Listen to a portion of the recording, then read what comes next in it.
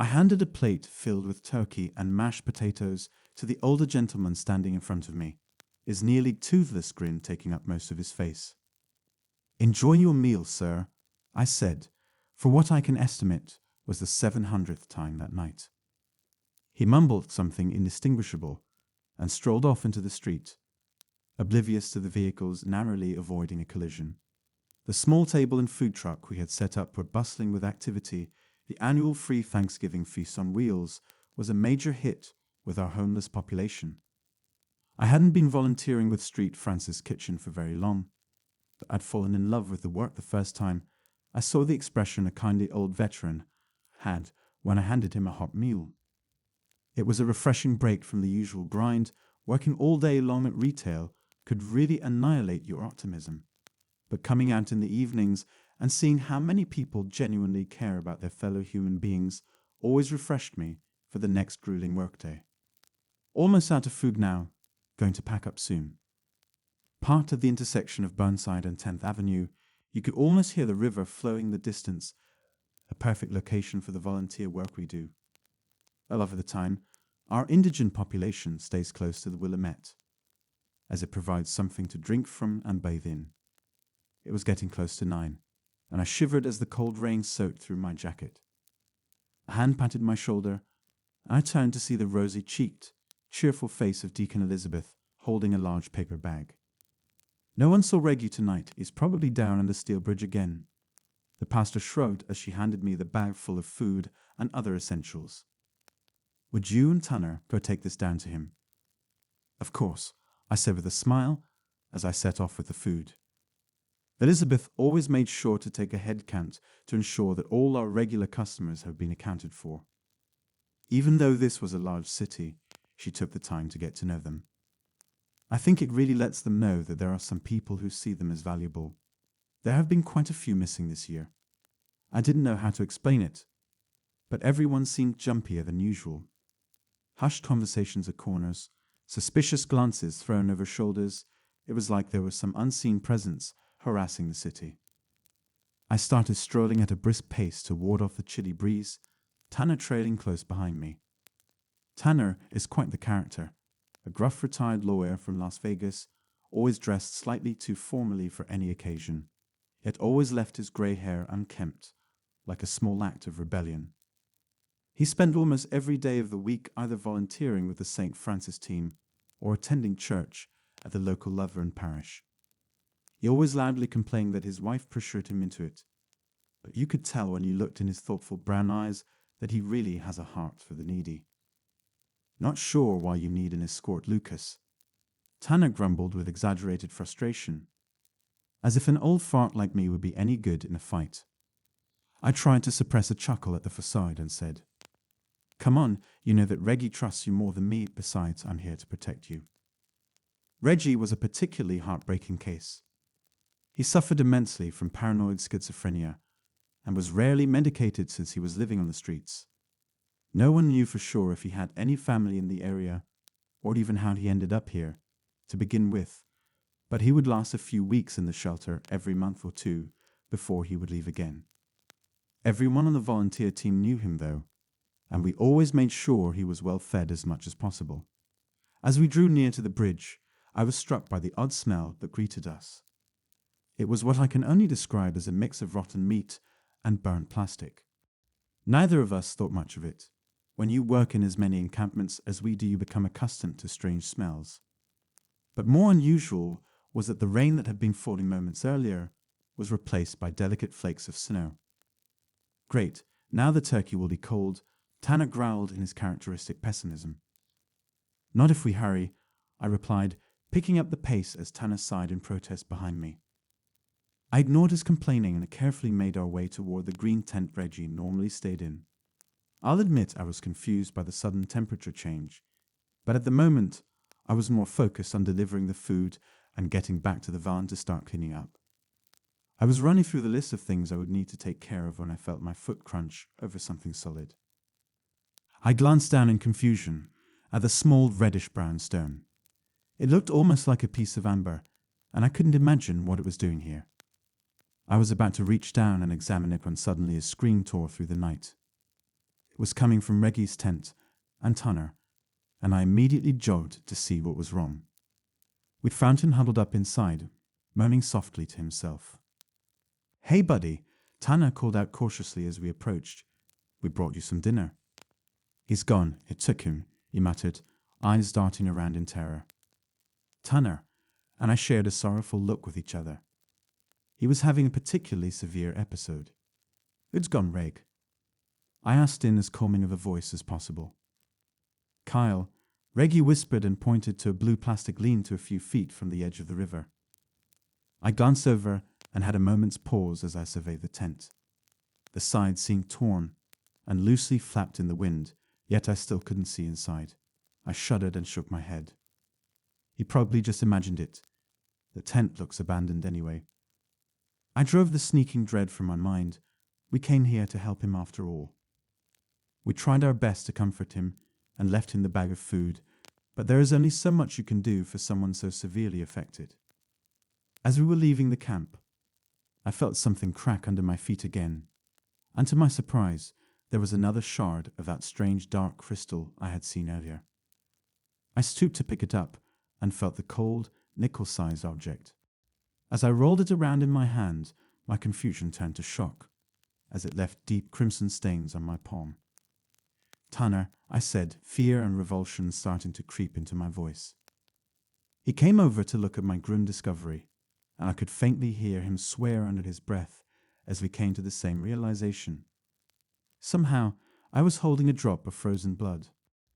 I pulled out my phone and turned on the flashlight, looking at the grass around our feet. The light was met with hundreds of glittering droplets, stuck in the grass like morning dew. "Lucas, look," Tanner said, his voice quivering as he pointed towards a lean-to a few feet ahead of us. To my horror, the droplets formed an almost perfect path to the blue tarp by the river. I felt my stomach churning with unease. Sure enough, the droplets grew in frequency as we stepped closer, forming a mirror-like frozen pool under the makeshift tent. We paused, considering the terrifying reality of our situation. With every cell in my body screaming in protest, I approached the tent and began to pull back the flap. Nothing could have prepared me for what I saw inside. The skeletal form that lay before me glimmered with the same red ice, surrounded by bits of hair and cloth. It was as if the skeleton had been almost picked clean. Only one arm seemed relatively intact. Around it, the grass was dead and covered in a thick layer of frost. When my eyes took in the grisly sight, a guttural scream tore out of my throat. I could hear Tanner vomiting behind me, and I then noticed the horrible smell from earlier begin to waft over me. I closed the flap and stood shell-shocked, filled with numbness after the fear wore off. Tanner was on the phone now, practically yelling at some helpless 911 operator. Other residents of the camp had begun to congregate and shared similar expressions of fear, disgust, and anger as they saw the mutilated form. All the while, the cold flakes kept falling, like a twisted mockery of a snow globe. I turned away from the tent, unable to bear looking at the dreadful scene any longer. Then in an instant, everything froze. I saw Tanner and the small crowd backing away slowly, a look of wild panic in their eyes. Their eyes fixed on something beyond the tent I was still petrified in front of. Slowly, dread knotting in my stomach, I began to turn and saw a towering figure in the shadow of the bridge. It was hard to make out in the darkness, but the form was bipedal, at least 8 feet tall with harsh, jagged-looking edges. I was frozen, fear gripping me, staring into a pair of beady red eyes. I'll never forget the look in those eyes, not just the crazed look of a rabid animal, but behind it there lay a calculating, almost human intelligence. Suddenly, a pair of bony, massive, clawed hands reached out from the darkness and lifted the corpse out of the remains of the tent. It stood there motionless for a moment, then with almost leisurely steps began to walk towards the river behind it. The sound of its footfalls was echoing like a sledgehammer, followed by a tremendous splash. As if that was a signal, utter bedlam broke out. People began screaming, running in every direction save for that which led towards the Willamette River. I only realized I hadn't moved at all since finding the body when Tanner grabbed my elbow and practically dragged me down the street. We headed back to the relative safety of Holy Cross Church and breathlessly told our story to the rest of the volunteers. By the time the police arrived on scene, all the blood had melted, and they ruled it a homicide, suspecting the other residents of the camp. They claim that the manhunt is ongoing, saying the murderer dumped the body in the river. Considering the grim yet unsurprised look all the officers gave when I told them my account, I can't believe they don't know what's going on. I understand why the police would rule it a normal homicide instead of some river monster, but with so many witnesses, how could they deny it? The whole thing seems weird to me, and I know what is saw. Whatever the hell is going on here, if you're in Portland, be careful by the river, especially if it suddenly seems colder than usual.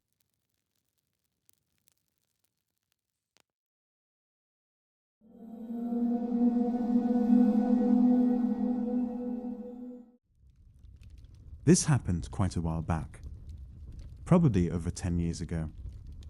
I was in the later years of high school and was home alone. My parents were at a wedding that required them to stay at a hotel, and my brother worked the night shift. At that time, my family lived in a very well-known East Coast city in a blue-collar neighborhood that was starting to take a nosedive. As a teenager, I was a bit of a loner. I wasn't a nerd or anything. I was a big dude who had friends and went on dates, but I'm a natural introvert, so I cherished the rare alone time that I got. This weekend I was looking forward to engaging in my normal empty house routine. Play some PlayStation on the big screen TV, then order a late takeout dinner, pizza or Chinese, and pig out while watching some Dragon Ball Z. Then around 2 a.m, fall asleep on the couch with my old dog Cecil.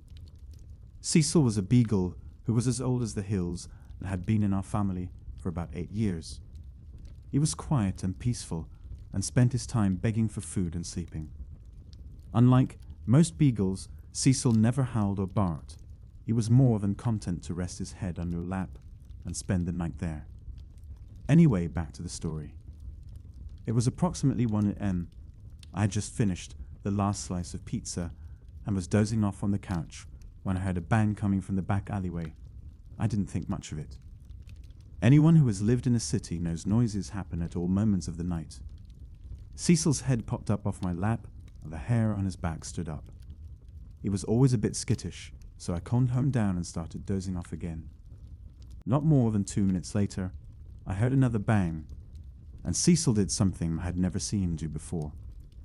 He leaped off the couch and ran like the wind towards the door leading to the basement, barking and growling like a dog twice his size. The look on his face reminded me of a German Shepherd K9 unit. I'd never seen him like that before, which got my adrenaline pumping. Through the dog's barking, I could now make out a persistent banging. There was a seldom used door in the basement that led to our back alleyway. It was old and rusted and was hard to open, even with a key, and it made a lot of noise. I suddenly realized that someone was trying to break into my house through my basement door. A quick little bit of context for anyone who hasn't lived in a bad neighborhood. If someone tries to get into your house and moves on after they realize the door is locked, they want your stuff. If someone is persistently trying to get into your house despite the door being locked, well, they want you. Knowing this, I rush upstairs to grab the heavy wood baseball bat that I keep under my bed for situations like this.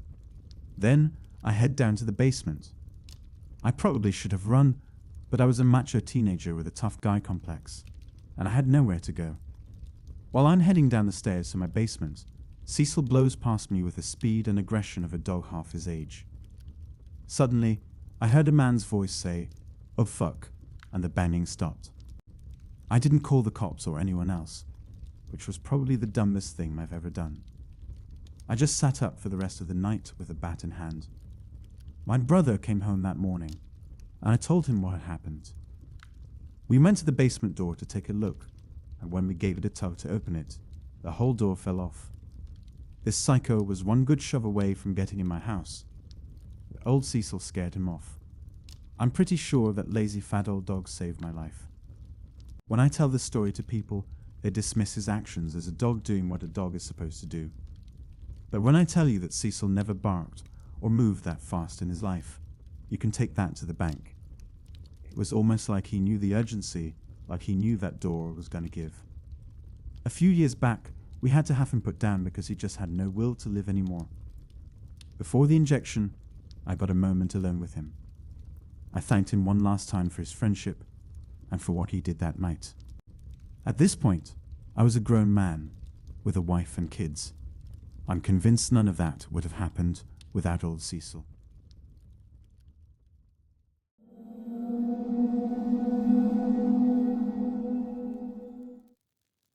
I'm a graffiti artist, navigating the vibrant cityscape of Birmingham in the United Kingdom, where I breathe life into walls with a kaleidoscope of colours and intricate designs. Now let me take you on a journey through a recent escapade that unfolded in the heart of the city. A few weeks ago, my fellow artist and friend, let's call him Josh, and I stumbled upon an unexpected adventure on the east side. The city's pulse echoed in the streets, but there was an undiscovered haven, a canal weaving through the urban landscape. This waterway, nestled in a quieter corner of the city, was a treasure trove of tags and graffiti pieces, hidden in plain sight. Negotiating access wasn't straightforward, but our exploration led us to an inconspicuous ladder tucked away in a dilapidated car park on the back streets of the east side. Descending into this clandestine world, we found ourselves traversing the entire length of the canal. The water level on this particular day posed a challenge, forcing us to tread cautiously. Over the next 30 minutes, our artistic expressions mingled with the existing graffiti, creating a visual symphony along the canal's walls. The serene surroundings and the act of revitalizing worn-out artworks fueled our creativity.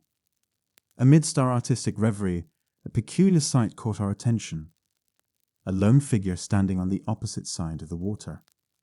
Initially, a jolt of apprehension surged through us, prompting hasty concealment of our spray cans in my backpack. However, the man on the other side remained eerily still, an enigmatic presence against the graffiti-adorned backdrop. Grey hair hinted at an age around 40, but it was his rigid posture, legs and arms unnaturally spaced, that sent a shiver down our spines. His gaze, fixed on us, seemed to penetrate the very essence of our being. In an attempt to break the silence, Josh bravely shouted a casual greeting and inquired about the man's well-being.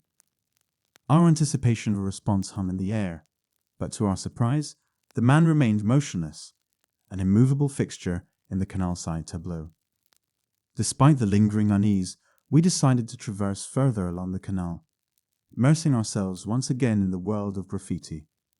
An hour elapsed, and the strange encounter was pushed to the recesses of our minds. With only 2 cans of paint remaining, we were on the verge of calling it a day when suddenly the same man reappeared.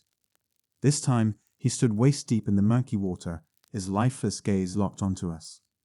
The shock of recognition caused me to fumble, dropping a can into the canal. I turned to Josh, and our eyes mirrored the bewilderment we both felt. Breaking his eerie stillness, the man took a step toward us. Panic seized us, and we abandoned our paint cans, sprinting back along the canal path, desperate to put distance between us and this unsettling figure.